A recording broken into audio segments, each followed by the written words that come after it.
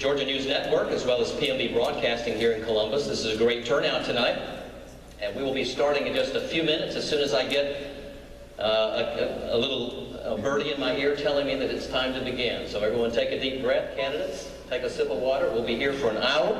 We look forward to a lively debate tonight. I appreciate you being here. I know that we've got one mic issue that we're getting straight right as we speak. We've got a media panel that we're going to be introducing to you in just a few moments.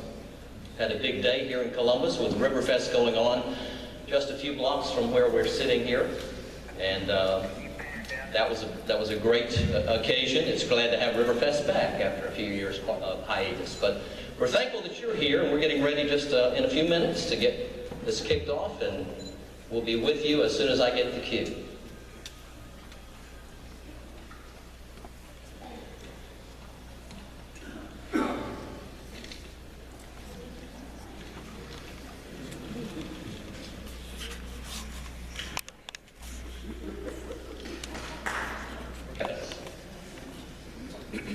Normally y'all don't hear this.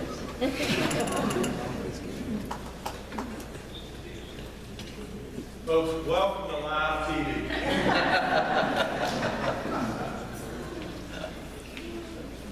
20 seconds, here we go.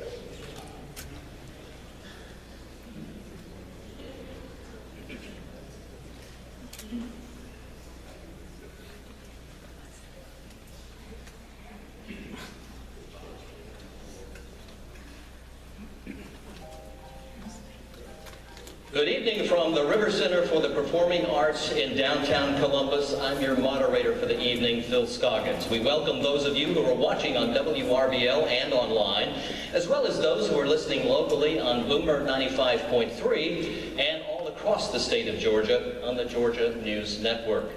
Production of tonight's debate is a joint venture between WRBL and Columbus State University Television. Tonight's debate features the 7 Republican candidates for the soon-to-be open United States Senate seat here in Georgia. They are Congressman Paul Broun, Patent Attorney Art Gardner, Congressman Phil Gingrey, Minister Derrick Grayson, former Secretary of State Karen Handel, Congressman Jack Kingston, and businessman David Perdue. Please join me in welcoming the candidates.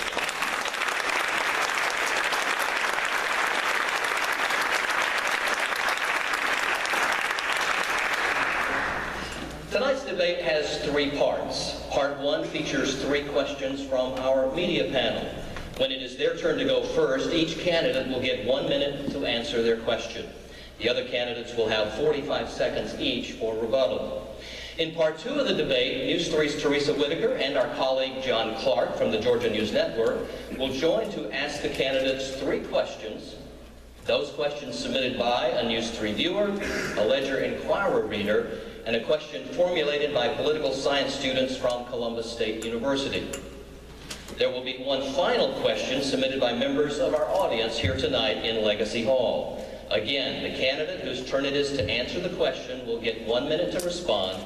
The other candidates will have 45 seconds for rebuttal. We also want to invite you to take part tonight. Along with our partners at the Ledger Inquirer, we will share some of your Facebook and Twitter comments at the bottom of your screen over the next hour. Simply add the hashtag Columbus Debate to your comments and join in on the conversation. As I mentioned earlier, we are joined on stage by 3 media panelists. It's time to meet them now. Tim Chitwood, reporter and columnist for the Ledger Inquirer. Jesse Mitchell, weekend anchor and digital journalist for WRBL News 3. And Chelsea Pearson, a content producer for Columbus State University's InPace multimedia platform.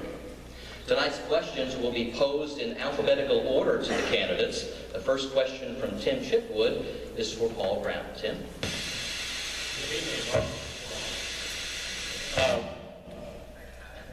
Fort Benning has been crucial to our economy and our culture, but frankly it's suffered cutbacks like other American military posts. What would you do to shield Fort Benning from further cuts, or should it be shielded under our current budget constraints? Absolutely, it must be shielded. Wow. I'm in the military today. I'm in the Navy Reserve. I was deployed to Afghanistan in 2012 as a medical doctor is over there taking care of sick and injured Marines and soldiers. And as original intent constitutionalists say, strong national defense should be the major function of our federal government. And that also includes taking care of our veterans. That's what I've been fighting for ever since I've been in Congress, is to make sure that our men and women in service have the resources that are absolutely necessary to keep America safe. We should not ever close another base in this country as far as I'm concerned. We don't have enough brigades in the Army. We don't have enough ships in the Navy. We don't have enough wings in the Air Force. And as a Marine, I can tell you, God knows we don't have enough Marines. We need to build our military instead of tearing it down, and I'll do everything I can to protect Fort Benning and all the bases in Georgia.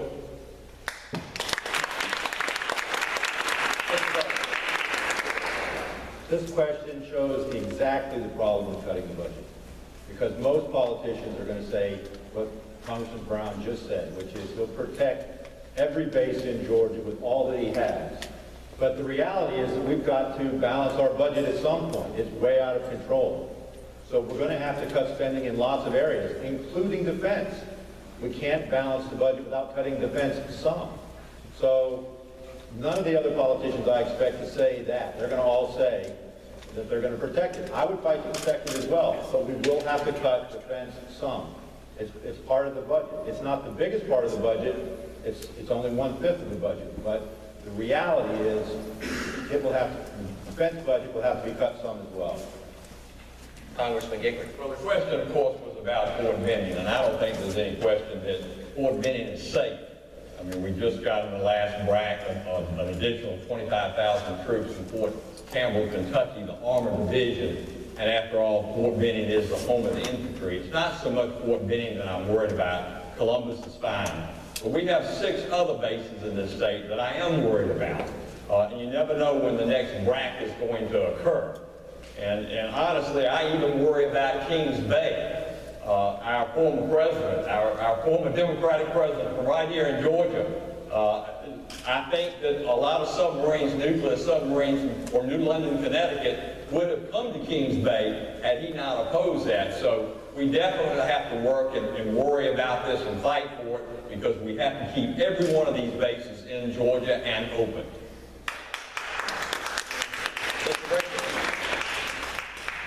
These are mind games that politicians play with the voters to get you to continue to vote for them and send them back to do the same thing. We have 900 bases across the world. Close some of those. They don't need to be there. We'd rather be in Iraq fighting. We'd rather be in Afghanistan fighting. We wanted to bomb Syria. We bombed Libya. We're all over the world, and that costs money. Save that money and use it to keep these bases open and stop putting these military families out of work. But that is not what they're going to do, and this is not rocket science. And the thing of the budget, cutting the budget, what difference does it make about balancing the budget or cutting the budget when every year they continue to do a continuing resolution that increases the debt ceiling? You're fighting a losing battle if you keep voting for these folks.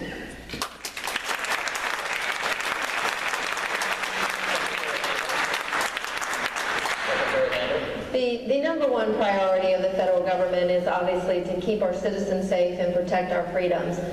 But if we're brought to our knees financially, we won't have the money we need to adequately fund our military so that they will be able to be prepared and ready to act on our behalf anywhere and whenever we need them to around the world. That's why we need to deal with the fiscal crisis that we're in. I proposed several things. The 1% solution, make sure that we look at zero-based budgeting so that we can reprioritize the budget, making sure that our military are the priority, because we cannot balance this budget on the backs of our military men and women. But there are places that we can cut in this budget, and if we take a systematic approach through zero-based budgeting and the 1% solution, we can get there and be sure that we do right by our men and women and protect the military footprint, not just here in Columbus, but the military footprint across our state. Thank you.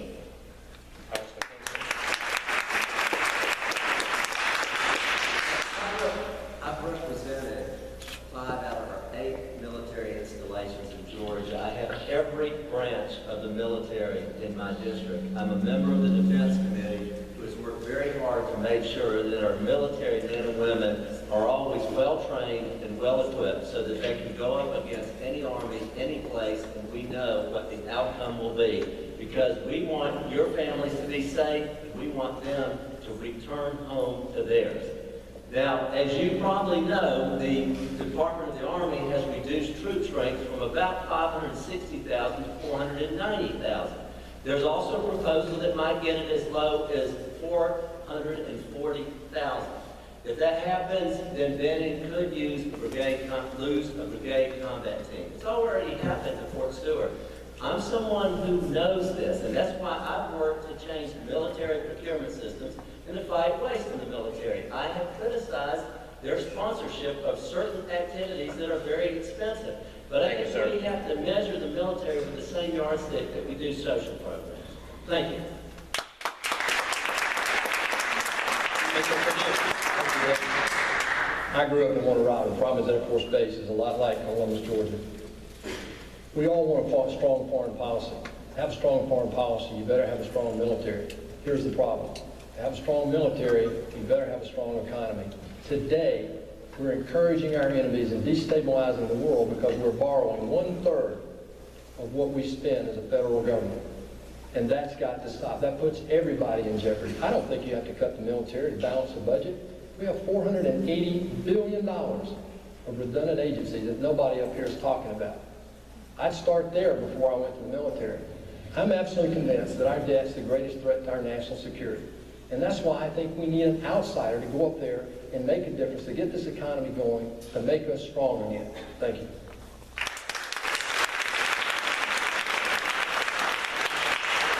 Our next question is from panelist Jesse Mitchell with WRBL. It is directed to Mr. Gardner. Mr. Gardner, you proposed raising the eligibility age for both Social Security and Medicare. Under your program, what age do you think people should be eligible for these programs? And how will that affect our elderly in our part of the country? Thank you for that question. I've proposed raising eligibility ages to 70, in large measure because when these programs were designed, people lived only to be 65 years old. Let's take Social Security. It was designed in the 30s when, from an actuarial standpoint, people only lived to 65. And so most people would not get the benefit, or if they did, they didn't get it for very long. Now people live to be 85, and so they're on the program for 20 years. What we would do is, for anybody that's already in Social Security or Medicare, they would not have the goal line pushed out. They're grandfathered in. For people who are close, it's phased in over time. So the person that's close, their eligibility age might be 65 and a half. Someone a little farther out from that would be 66. And so it would be phased in over time so that no one person would see their goal line move by 5 years suddenly. And that's how it would work, and it would save the country a lot of money, and it's a practical, real-world solution to lowering our spending and solving our budget problem. Well, really, the most important response to this question is that we need to assure our seniors that are already on Medicare and Social Security that it will be there for them, it will be protected and strengthened. For those even within age 55, 10 years of eligibility for Medicare and Social Security, that they would be held harmless.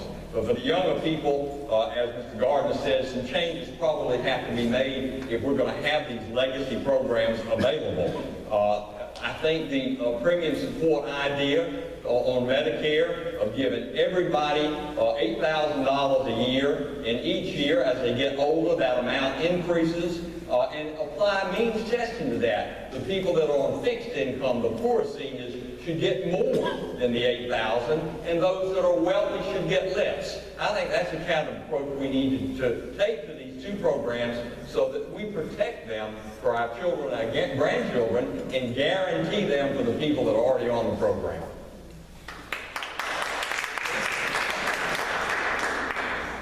If you know anything about me, you already know that I want the government out of the people's business. Now, there are people that have paid into these programs. They should be able to reap the reward of the fruit of their labor. But I would like to see retirement programs taken away from the federal government. If you look at what the federal government has done with Amtrak, what they have done with the Postal Service. Now we've even allowed them to step foot into our healthcare system. Remember what Mr. Obama said? If you like your plan, you can keep it. Why do we continue to mess with the government when it comes to our livelihoods, our civil liberties, and our freedoms? They fail us time and time again, but you know who it always comes back to? It comes back to us because we continue to elect them.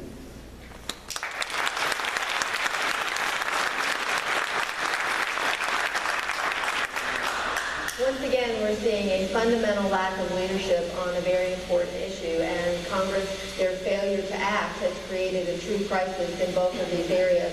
If you look at the commitments that our government has already made, you add another $80 trillion plus to the debt, bumping us up to about a $100 trillion debt. Yes, we need to make adjustments and reform Social Security and Medicare.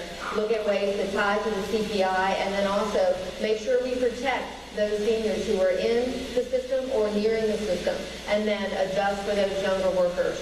Secondly, though, we have to get the economy going again. Right now, we have only about 68% of eligible full-time workers actually in the economy working full-time. We are not going to be able to cut our way out of the mess that we are in that has been created by the career congressmen and by the out-of-touch elitists in Washington. We're going to have to work at this on both sides by making rational cuts, but then also growing this economy in a robust way. Thank you. We need to protect and preserve Social Security, not just for the next election, but for the next generation. I've had 19 open mic Social Security town hall meetings. There's only one up there who's done that. I'll point out some of the people here who are talking a lot. I don't remember them showing up in one meeting. I don't remember any letter from them telling me what I should do as a member of Congress. But I know this, I have sat down with all generations, and here's my support. My dad retired in 1980. Every time he put in Social Security, he got back in 3 years. Today, he retired in 17 years. But for my 4 children, they will be getting 60 to 70 cents on the dollar. You have to have every generation at the table. Thank you.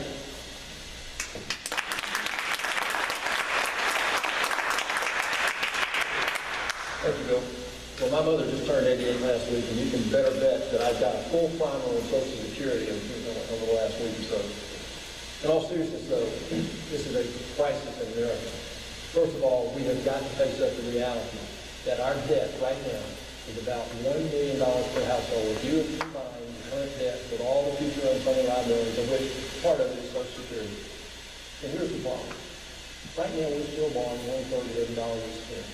I believe that we've got to live up, just like the military, we've got to live up to the people that we make commitments to, the people that have been paying into Social Security for 40 and 50 years. We've got to live up to that. But I think we've got to make this system self-sufficient over the next 30 or 40 years as the next generation enters into the program. And the best way to do that is get America working again. Today, 1 out of 3 people are either unemployed or underemployed. 80% of the jobs this administration is beating their chest about last year being created for part-time jobs. That's why I think we need more business people in the United States to get this economy going and get people back to work. Thank you.